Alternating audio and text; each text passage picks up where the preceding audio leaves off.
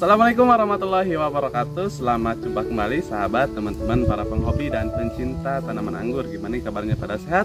Semoga sehat selalu ya, dan semoga dipermudahkan setiap urusannya dan dilancarkan setiap rezekinya. Amin ya rabbal alamin. Nah oke, Bapak Ibu semuanya, alhamdulillah hari ini kita jadwal perawatannya di belakang Hotel Manalawangi yang sistem paket ya Bapak Ibu semuanya. Di sini ada 6 pohon terdiri dari berbagai jenis varietas anggur impor. Yang penting ada warna-warni, ada yang warna merah, yang warna hitam, ada yang warna kuning juga ya. Karena ini request daripada yang punyanya gitu Bapak Ibu semuanya. Dan di sini kita akan berbagi share pengalaman dalam merawat tanaman anggur yang sistem paket supaya cepat besar dan pertumbuhannya normal ideal. Apa saja yang harus kita lakukan? Oke Bapak Ibu semuanya, bisa dilihat ini di atas ada anggur impor jenis Sansekerta ya. Alhamdulillah pertumbuhannya ideal, normal. Ini usia tanam baru mau ke 3 bulan ya Bapak Ibu semuanya. Kurang lebih bentar lagi 3 bulan nih. Ini alhamdulillah primernya normal, pertumbuhannya, terus sekundernya juga normal, ruas-ruasnya normal, dan ini ruas tersiernya juga normal ya. Nanti kita tinggal nunggu perataan aja Bapak Ibu semuanya di usia mau ke 3 bulan seperti ini. Nah, seperti apa hal yang harus dilakukan dalam perawatannya? Yang paling pertama itu kita harus memberikan nutrisi cukup ya, atau nutrisi lengkap Bapak Ibu semuanya, supaya nanti pertumbuhan tanaman anggurnya itu akan berkembang baik dan bertumbuh dengan baik Bapak Ibu semuanya. Nah, pupuknya untuk yang sistem paket di sini saya pakai itu pupuk eco farming ya, best farming. Cuman yang pakai eco farming, jadi nah seperti ini pupuknya. Pupuknya sangat simpel ya. Ini nggak berat dibawa-bawa. Ini sangat simpel, praktis, bahkan kita kantongin pun bisa Bapak Ibu semuanya. Nah sebesar gini. Ini mempunyai 13 unsur hara dan dilengkapi juga yang luar biasa itu teknologi mikroba Bapak Ibu semuanya. Jadi semakin lama kita pakai pupuk ini, semakin lama tanah atau media tanam yang kita pakai itu akan semakin gembur Bapak Ibu semuanya. Nah gitu ya. Itu salah satu kelebihannya. Dan kalau di sini itu masih dikombinasi dengan pupuk sintetis. Karena kalau mau pakai pupuk eco farming yang original, tetap harus masuk pupuk sintetis. Kalau mau full itu bahan organiknya harus lebih banyak gitu. Jadi bisa mau selang-seling pakai sintetis ataupun mau full organik itu harus bahan organiknya yang berlimpah gitu. Oke, kita lanjut cara pembuatan biangnya. 3. Nah, cara pembuatan biangnya karena ini berbentuk padat ya. Nah, kita buka seperti ini. Di dalamnya, di dalam satu box itu ada buku panduannya juga ya. Jadi kalau saya kan udah terbiasa. Nah, ini kita kasih cukup 3 gram 3 gram eco farming ini. Kita larutkan ke air secukupnya dulu nih. Enak wanginya. Enak. Kayak jamu-jamu gitu ya wanginya. Nah, ini kita sering pakai ya. Nah, kita kasih siapkan, tadi udah disiapkan air secukupnya seperti ini. Lalu kita kasih biaya eco farmingnya sekitar 3 graman. Bismillah.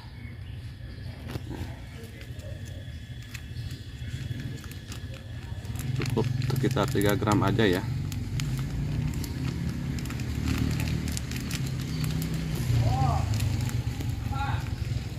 Oke, udah sekitar 3 gram tadi kita buat. Lalu saya tekan dulu, lalu kita tutup ya sini, dan kita buat biangnya. Ini aplikasinya bisa dikocor dan disemprotkan Bapak Ibu semuanya ya. Kalau mau disemprotkan, ini aplikasinya di jam fotosintesis, dan sekarang juga kita aplikasikan sekitar jam 8 sampai 9-an gitu. Ini kita diamkan dulu selama 15 menit supaya mikrobanya hidup dulu. Oke, sambil kita nunggu hidup ini kita oke Bapak Ibu semuanya, sekarang tips supaya batang anggur cepat gede dan nanti bisa cepat berbuah juga ya Bapak Ibu semuanya. Yang pertama, kita harus sisahkan dulu tunas-tunas yang ada di batang primer dulu.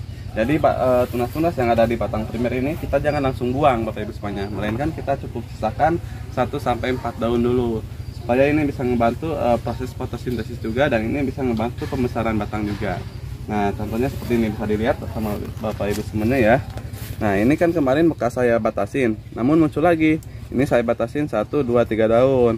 Ini tinggal kita batasin lagi seperti ini. Nah, gitu. Ini juga sama. kita batasin lagi ya. Nah seperti ini. Nah kalau ini bekas digigit belalang kita buang aja, karena ini sudah terputus ya. Nggak apa-apa kalau yang sudah bekas tergigit. Dan terus ini bisa dilihat batang primernya di usia 3 bulan mau ke 3 bulan ini udah mulai membesar ya, udah mulai retak-retak di sini. Nah itu ciri-ciri pohon subur. Terus yang kedua, si tunas airnya ini kalau di masa vegetatif seperti ini kita cukup sisakan 1 daun. Ini kan batang primer, terus ini belokan sekunder, terus ini tersiernya ya. Nah ini kita sisakan 1 daun aja. Kalau ada tunas air di percabangan tersier ini kita sisakan 1 daun seperti ini. Nah, kenapa ini tujuannya? Yang pertama ini juga bisa ngebantu pembesaran, terus ini juga bisa mencegah bud ini pecah dulu ya Bapak Ibu semuanya. Nanti kita kalau udah 15 daun baru yang ini kita buang. Dan ini bisa dilihat yang ini lebih vigor, yang ini belum ya, belum pada vigor nih ke depannya. Nih, ke depannya baru muncul ya tunas airnya. Nah, ini yang lebih vigor kita batasin dulu. Kita batasin lagi 1 2 3 4 5.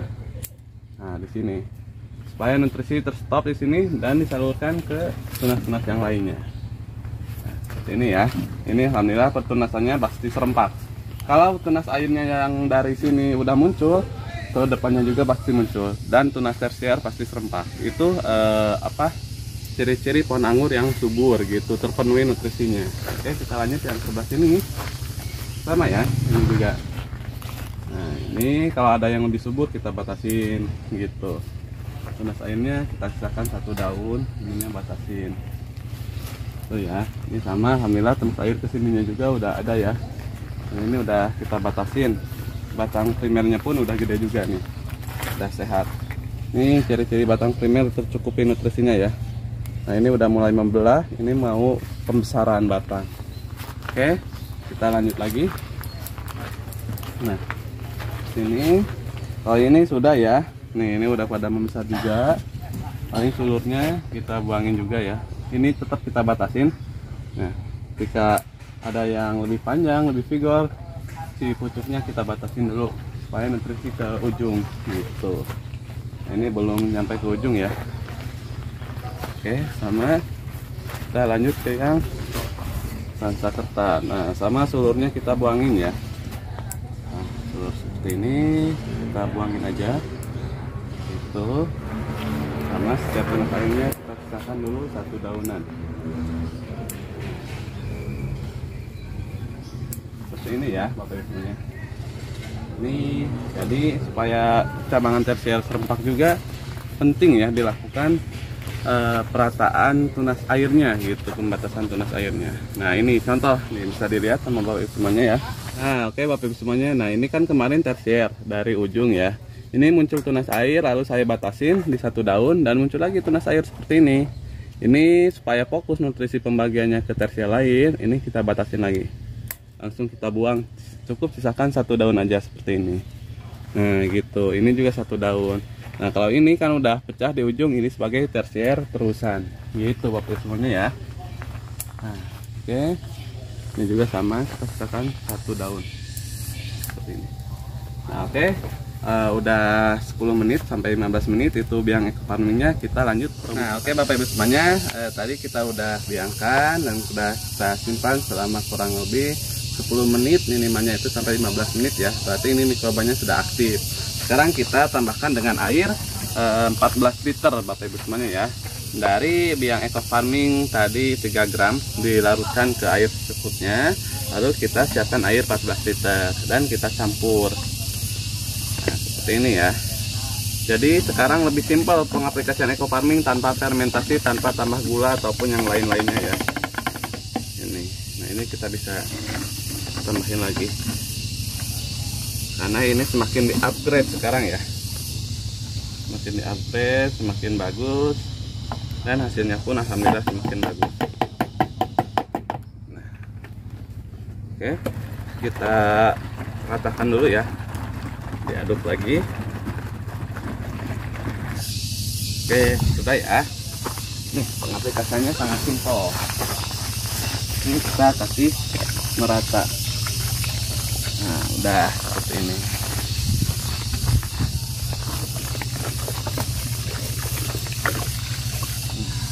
Oke.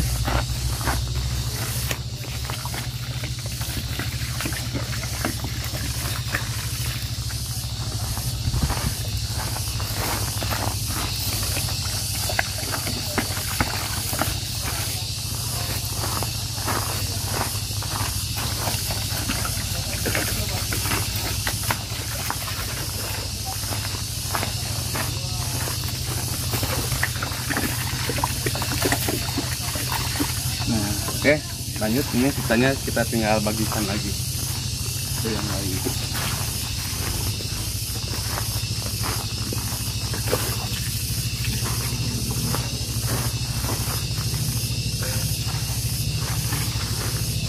Nah, oke, alhamdulillah barusan udah kita lakukan perawatan anggur impor di belakang Hotel Mandalawangi dengan sistem paket. Perawatannya dengan menggunakan SOP base farming ya Bapak Ibu semuanya. Alhamdulillah itulah pengaplikasiannya sangat simple dan praktis.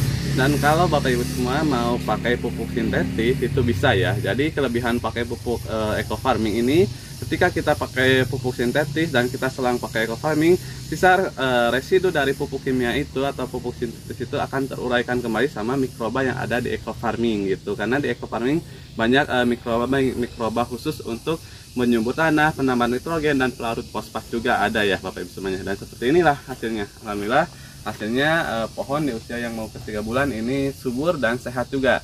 Dan ini di usia ke-3 bulan ini, mau ke-3 bulan ini belum ada penyemprotan sama sekali untuk pupuk obat-obatan kimia Bapak Ibu semuanya. Ini baru 1 kali kita penyemprotan pengendalian hama dan penyakitnya pakai agen hayati. Begitu pula kemarin kita semprot karena di sini ada yang terserang. Ini 1 pohon. Nah sekarang terserang trip ya. Ini dulu bekas daun trip. Nih kecil-kecil. Tapi sekarang daunnya kedepannya udah sehat. Ini ciri-ciri kalau pohon udah sehat lagi, terbebas daripada hama trip itu. Dan kemarin kita aplikasikan agen hayati Bapak Ibu semuanya. Alhamdulillah dengan agen hayati itu bisa tertangani juga ya. Jadi seperti itu kelebihannya. Selain kita selain tanah lebih sehat juga, pohon lebih sehat ketika pakai eco farming. Metabolisme tanaman itu semakin kuat gitu, imunitasnya semakin kuat. Jadi tidak mudah terserang penyakit. Seperti itu alhamdulillah. Daunnya pun sehat-sehat, batangnya sehat juga, pertumbuhan pun normal ya. Nih, ini pertumbuhan dari batang bawah pun udah mulai kelihatan, udah mulai mau besar ya. Nih, beriringan. Nah, seperti itu. Nah, oke, mungkin cukup sekian ya untuk video kali ini. Semoga di video kali ini bisa mengedukasi dan bermanfaat. Assalamualaikum warahmatullahi wabarakatuh.